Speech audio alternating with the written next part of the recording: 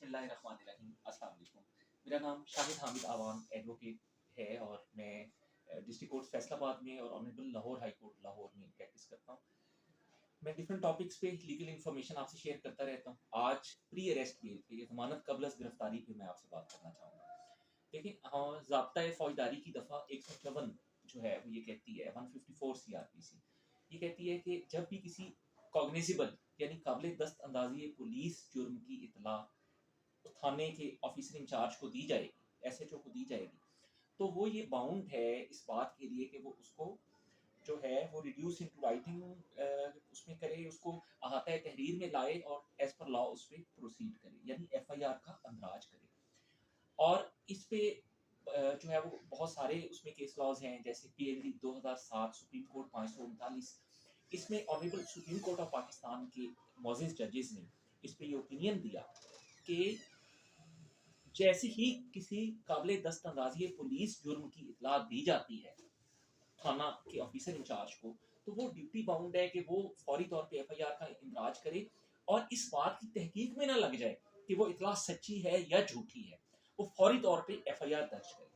सो अब इतला चाहे सच्ची है चाहे झूठी है, जैसे ही एसएचओ को दी जाएगी तो एसएचओ ड्यूटी बाउंड है कि वो उस पे एफआईआर का अंदाज जो है वो अमल में लाए। अब हम एक ऐसे माशरे में रहते हैं जहाँ पे झूठ बहुत कॉमन है, जहाँ पे फॉल्स एलिगेशन बहुत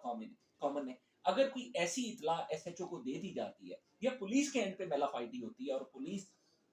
कोई फेक कंप्लेनेंट जो है उसमें उसमें करके या खुद अपनी मुदैयत के अंदर जो है वो कोई झूठा मुकदमा दर्ज कर लेती है, और जो है उसमें उसके फौरन बाद जो है हमारे यहाँ वैसे तो इस पे काफी कवानीन मौजूद हैं कि एफआईआर का अंदराज अगर हो भी जाए तो फिर भी जब तक कोई सॉलिड एविडेंस ना हो तो अरेस्ट जो है वो नहीं होना चाहिए। लेकिन अब हमारे यहाँ होता क्या है कि जैसी एफआईआर हो गई है तो अब पुलिस के पास ये जवाब आ जाता है जी कि हमने फौरी तौर पे, बल्कि और कोई काम आता ही नहीं है, जैसे ही एफआईआर हुई है तो फौरन ही साथ में गिरफ्तारियां स्टार्ट हो जाती हैं। और स्पेशली ऐसे केस में जब जो कंप्लेनेंट है वो अगर असर रसूख वाला हो या वो पैसे देने वाला हो, तो जैसे ही वो कोई रकम अदा कर देता है पुलिस को या कोई असर रसूख का इस्तेमाल कर लेता है तो फौरी तौर पे उस झूठी एफआईआर के ऊपर भी गिरफ्तारियां जो है वो अमल में आती हैं। और ये गिरफ्तारी जो है ये शख्सी वकार के खिलाफ है। उस शख्स को जिसको हथकड़ियां लगा के अदालत में पेश किया जाता है उसकी इज्जत जो है वो उसमें उसका जनाजा निकल जाता है, उसकी पूरी फैमिली जो है वो उसमें सफर करती है और बहुत ज्यादा उसको इरिपेरेबल लॉस या नाकाबिले तलाफी नुकसान जो है उसमें होना पड़ता उसे होता है। अब अगर किसी के अगेंस्ट फॉल्स कोई एफआईआर जो है, कोई झूठी एफआईआर दर्ज हो जाती है, तो उस सूरत में गिरफ्तारी से बचने के लिए जो रेमेडी या जो उसमें कानून मौजूद है वो 498 ज़ाब्ता फौजदारी है। 498 ज़ाब्ता फौजदारी जमानत कबल अज़ गिरफ्तारी को जो है वो परमिट करता है। कोर्ट ऑफ सेशंस में डिस्ट्रिक्ट एंड सेशन जज साहब को, एडिशनल डिस्ट्रिक्ट एंड सेशन जज साहब के सामने जिस बंदे के खिलाफ कोई ऐसी एफआईआर दर्ज है या उसको सप्लीमेंट्री स्टेटमेंट, तिमतिमा बयान वगैरह के जरिए जो है वो नॉमिनेट कर दिया गया है किसी एफआईआर के अंदर, वो petition under section 498 CrPC district and session जज साहब के सामने उसमें सरेंडर कर सकता है कि जनाब इस कंप्लेनेंट ने या इस ये पुलिस वालों ने इन अल्टीरियर मोटिव या इस मेला फाइडी के अंडर मेरे खिलाफ ये एफआईआर दर्ज कर दी है, मेरी जमानत कबल गिरफ्तारी मंजूर की जाए और मुझे जो है वो उसमें गिरफ्तारी से जो है वो बचाया जाए ताकि मैं जो है वो उसमें इस नाकाबिले तलाफी नुकसान से जो है वो बच सकूं। इस सिलसिले में जो है वो जैसे ही वो सरेंडर करता है कोर्ट के सामने, तो अगर तो उसकी इससे पहले उसकी जमानत नहीं हुई हुई और नहीं वो खारिज हुई हुई और उसमें ये फर्स्ट उसकी पिटीशन है, तो आमतौर पे जो डिस्ट्रिक्ट एंड सेशन जज साहब हैं या एडिशनल डिस्ट्रिक्ट एंड सेशन जज साहब हैं उस पर्सन को अबूरी जमानत जो है उसमें वो ग्रांट कर देते हैं कि आप इतने दिन के अंदर जो है ये जो है मुचलका उसमें जो भी अमाउंट तजवीज़ की जाती है उस अमाउंट का मुचलका जो है वो आप दाखिल कर दें और इस ग्रांट तक आपकी इंटरम प्री अरेस्ट बेल जो है या अबूरी जमानत जो है वो आपकी मंजूर की जाती है। और उसको कहा जाता है कि वो शामिल तफ्तीश हो, वो पुलिस के सामने जो इन्वेस्टिगेटिंग ऑफिसर है उनके सामने अपनी बेगुनाही जो है वो उसमें साबित करे और उसमें तारीख तजवीज़ कर दी जाती है जिसपे पुलिस की तरफ से भी रिपोर्ट आ जाती है और जो है उसमें अगर कंप्लेनेंट को भी नोटिस कर दिया जाता है जो मुस्तगीस है जिसने एफआईआर दर्ज करवाई होती है कि वो भी अपने काउंसिल के जरिए या खुद अगर वो वहां पे पेश होकर कुछ कहना चाहता है और उसके बाद अदालत जो है वो उसकी समाअत के बाद अगर ये समझती है कि कुछ बदनीयती है at the end of the complainant, जो मुस्तगीस है उसने बदनीयती से एफआईआर दर्ज करवाई है, या पुलिस जो है उसके एंड पे बदनीयती है, अल्टीरियर मोटिव्स हैं, तो फिर अदालत जो है वो जमानत कबल गिरफ्तारी मंजूर कर लेती है, और यूं वो शख्स जो है वो अपनी इज्जत को होने वाले जो नाकाबिले तलाफी नुकसान है उससे बच सकता है।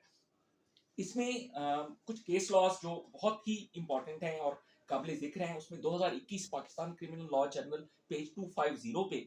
उसमें ऑनरेबल हाई कोर्ट ने उसमें डिक्लेयर किया कि जब एक दफा प्री अरेस्ट बेल जो है वो दायर हो जाती है तो उसके बाद उसका फैसला मेरिट पे ही होगा। ये फैसला क्यों आया, इसका पस मंजर ये है कि एक मेल प्रैक्टिस ये चल रही थी, एक abuse of process of law जो है उसमें इस तरह से हो रहा था कि लोग आते थे अपनी जो है वो जमानत कबल गिरफ्तारी दायर करते थे, फिर तारीखें लेना शुरू कर देते थे, और जब उन्हें लगता था कि अब हमें मजीद तारीख नहीं मिलेगी और हमारी कबल गिरफ्तारी जमानत खारिज हो जाएगी, तो उस दिन जो है वो मुलजिम पेश ही नहीं होता था, और जो है वो अदम पैरवी की वजह से वो खारिज हो जाती थी। अदम पैरवी की वजह से खारिज होने के बाद वो दोबारा दायर कर देते थे और यूं टाइम जो है वो गेन करते रहते थे। इन सर्कमस्टेंसेस को देखते हुए honourable Lahore high court Lahore ने 2021 पीसीआर एलजे 250 के अंदर उसमें ये कहा कि जब एक दफा प्री अरेस्ट जमानत जो है वो दायर हो जाएगी तो उसका फैसला मेरिट पे ही होगा, वो किसी दूसरी सूरत अदम पैरवी वगैरह इस तरह से उसको खारिज नहीं किया जाएगा। इसी तरह पीएलडी 2021 सुप्रीम कोर्ट 892 में ऑनरेबल सुप्रीम कोर्ट ने जो है उसमें सेकंड प्री अरेस्ट बेल जो है उसकी ममानियत जो है उसमें की कि सेकंड प्री अरेस्ट बेल जो है वो मेंटेनेबल नहीं है, और जो मेरिट्स ऑफ द केस हैं वो भी प्री अरेस्ट बेल का आमतौर पे उसमें ये बात की जा रही होती है जी कि ये तो प्री अरेस्ट बेल है तो इसमें तो बहुत ही शायद शॉर्ट डिस्कशन हो, या इसमें तो ज्यादा मेरिट्स ऑफ द केस जो है वो डिस्कस नहीं होंगे। जबकि अगर हम 2021 supreme court monthly review page 130 पे जो है पब्लिश उसमें एक स्टीम केस लॉ उसमें देखते हैं तो honourable supreme court of Pakistan ने कहा कि जो प्री अरेस्ट बेल का स्कोप है that is too wider. Pre arrest bail के अंदर जो है वो मेरिट्स ऑफ द केस जो है उनको भी टच किया जा सकता है, और उसमें अगर हम पोस्ट अरेस्ट बेल को देखते हैं तो दैट इज कंपैरेटिवली नैरो उसमें है उसका स्कोप बिकॉज उसके अंदर जस्ट टेंटेटिव असेसमेंट है। जबकि 2021 एससीएमआर पेज 130 के हवाले से अगर हम honourable supreme court of Pakistan की उसमें जजमेंट को देखते हैं तो इसमें जो स्कोप है प्री अरेस्ट बेल का दैट इज टू वाइडर, और उसमें मेरिट ऑफ द केस जो है वो भी उसमें टच हो सकते हैं। फिर उसमें एक बहुत ही इंपॉर्टेंट जो इस पे केस लॉ है जस्टिस काजी फाइज ईसा साहब की उसमें जजमेंट है पीएलडी 2017 सुप्रीम कोर्ट 730। इसमें honourable supreme court of Pakistan ने कहा कि ऐसे केसेस जिनके अंदर जमानत बाद गिरफ्तारी दी जा सकती है, ऐसे केसेस में जमानत कबल गिरफ्तारी जो है वो ना देना महज एक मैटर ऑफ टेक्निकलिटी है और महज एक तकनीकी मसला है, और honourable supreme court of Pakistan ने जमानत कबल गिरफ्तारी जो है वो मंजूर की। सो मैं उसमें जो इंसान का जो राइट ऑफ डिग्निटी है ये कॉन्स्टिट्यूशन ऑफ पाकिस्तान भी प्रोटेक्ट करता है। इसी तरह उसका जो इलीगल अरेस्ट है उससे भी, इलीगल अरेस्ट और डिटेंशन से भी कॉन्स्टिट्यूशन ऑफ पाकिस्तान प्रिवेंशन जो है वो प्रोवाइड करता है, और मजहब के अंदर भी किसी की इज्जत को खराब करने के हवाले से इस्लाम के अंदर भी और दीगर मज़ाहिब भी किसी की इज्जत को खराब करने के हवाले से सख्त ममानियत जो है उसमें वो की गई है। और pre arrest bell this is a way, this is a mode जो इंसान की हुर्मत और इंसान की इज्जत को बचाने के लिए अगर उस पर कोई फॉल्स एलिगेशन है, कोई झूठा मुकदमा उसके खिलाफ दर्ज कर दिया जाता है under the ulterior motives and malafide, तो दिस इज द वे कि वो अपने आप को बचा सकता है और वो इसके जरिए जो है जमानत कबल गिरफ्तारी मंजूर करवा के तो गिरफ्तारी से जो है वो बच सकता है और अपनी बेगुनाही जो है वो साबित कर सकता है। बहुत शुक्रिया आपका।